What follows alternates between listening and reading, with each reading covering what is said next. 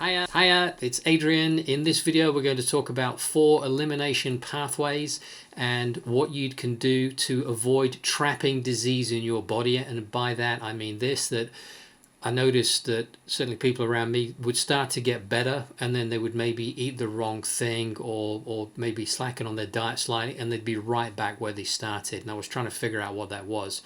And what caused that, because it didn't make a lot of sense to me. And it was actually the work of Dr. Jennifer Daniels, where she said something in an article I read recently and it made perfect sense, and I understood the pathway but didn't understand the importance of it. So in this video we're going to discuss 4 elimination pathways, and we're going to pay particular attention to the 4th one and give you some ideas of things you can do there. Now, if you're new, I make videos all about alternative, safe, natural and effective ways to maintain and improve your physical and mental health and well-being. And if you're not new, welcome back. It's great to see you again.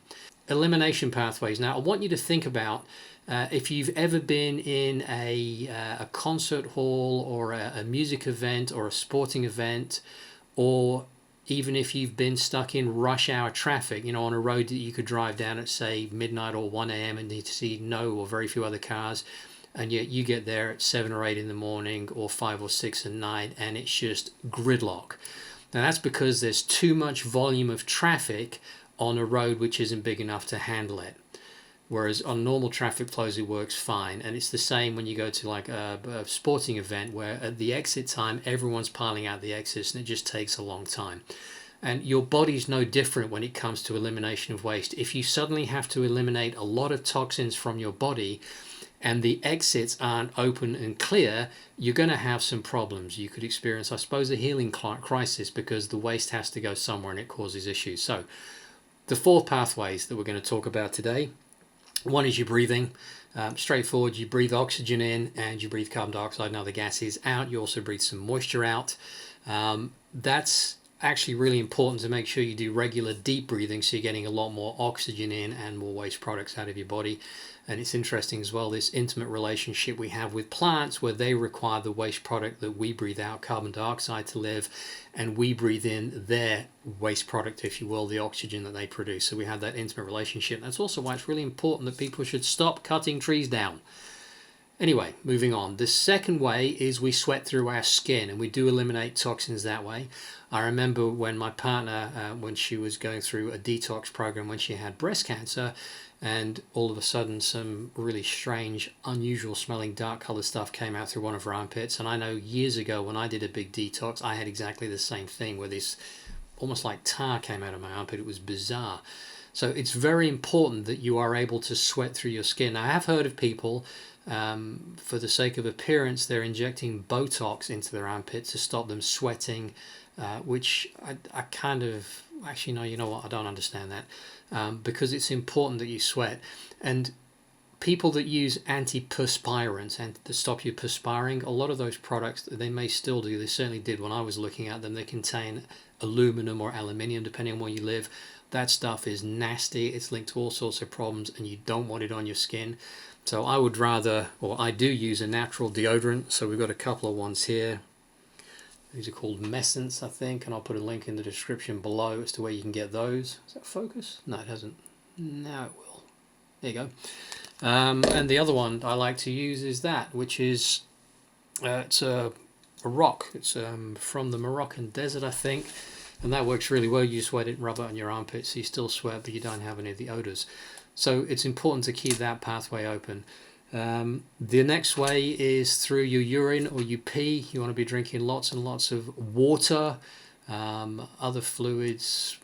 Yeah, maybe a bit of coffee, maybe a bit of tea, but water's the most important one you can have, and stuff gets flushed out and carried out through the kidneys and out of the body, and it can have proteins from broken down tumors and other problems in your body that get passed out that way. And the 4th way, and this is the one that's not really well understood, I suspect.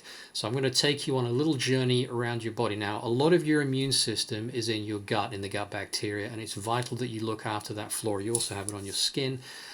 For your gut, things like kefir or natural sauerkraut is just amazing, because it contains lots of good bacteria for your gut. Live yogurt's the same. So you want to be looking after yourself that way, and understand as well things like antibiotics, chemotherapy, alcohol, tobacco, sugar especially, they all damage that bacteria and damage your immune system. So let's go back to the journey. Your white blood cells, do you remember the Pac-Man years ago? They basically ingest bacteria, chemicals, viruses, dead cells, and they then are taken through the veins, the venous system, or the backup system, which is the lymph system, and they go round to the liver. The liver then filters them out of the blood, and they are passed down the common bile duct into the small intestine, which is in here, and they pass all around the small intestine and into the large intestine, and that comes eventually round and passes out into the toilet, and that's what should happen in an ideal world. Now, if you think back to what we talked about with the rush hour, if you are detoxing and that pathway isn't working well, and by working well, you should be pooping at least 2 or 3 or more times a day. If you're not doing that, that pathway isn't open and clear, and that's one of the things that you can address, and that will certainly help you have a healthier life because you'll be able to get more toxins out of your body. And I'm aware of some people only go like once every 2 weeks or less frequently. I would look to address that quickly. Your diet should help to address that anyway. If you're eating plenty of raw leafy green stuff, that will help.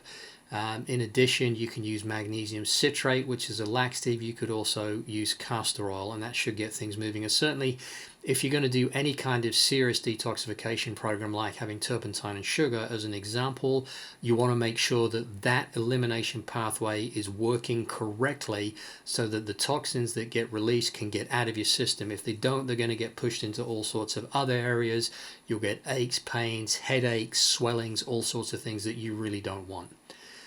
So that pathway there, as I said, is the one that most people ignore. It's the one that I would pay the most attention to and get that working right. And when you get that right, your body then has the ability to flush toxins out as it requires, whenever it requires, and it's doing it all the time. I know a lot of people talk about, oh, I need to go on a detox. Well, maybe think about not retoxing yourself when you've done that, but just to eat better, live better, and that way you have less toxic load for your body to deal with, because all the time there are toxins coming in that you need to process out. So the better the pathways out are, the easier it's going to be. So that was probably a bit longer than I thought it was going to be. If you enjoyed the video, please give it the thumbs up. If you know of anyone that you think would benefit from watching this, please feel free to share the video with them. And if you want to share it on your social media platforms, that would be really, really cool.